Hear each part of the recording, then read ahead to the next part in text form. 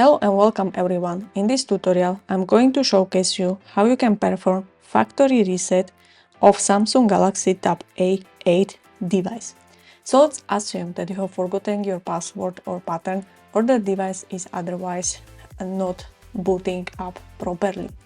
So in order to perform the hard reset or factory reset of this device, I would highly first encourage you that you plug the device into the charger or directly to the computer so you don't break the device throughout this procedure. So let's get started. As a first step, we are going to press the power button and hold it along with the volume down button. And we'll keep holding those two buttons until we see on the screen display Samsung Galaxy logo. From this point, let's move your finger from volume down to volume up and keep holding the power button at the same time. And keep holding those two buttons until you see or enter the Android Recovery boot menu option. So here we go. Now we have entered Android Recovery boot menu option.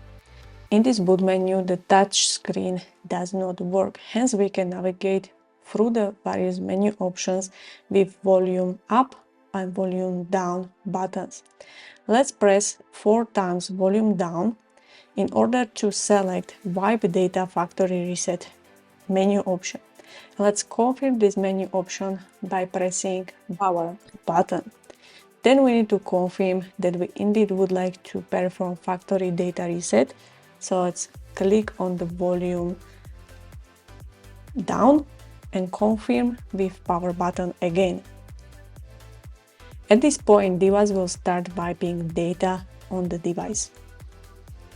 Upon this is completed, we need to exit the Android Recovery boot menu by selecting Reboot System Now option and confirming this option with power button.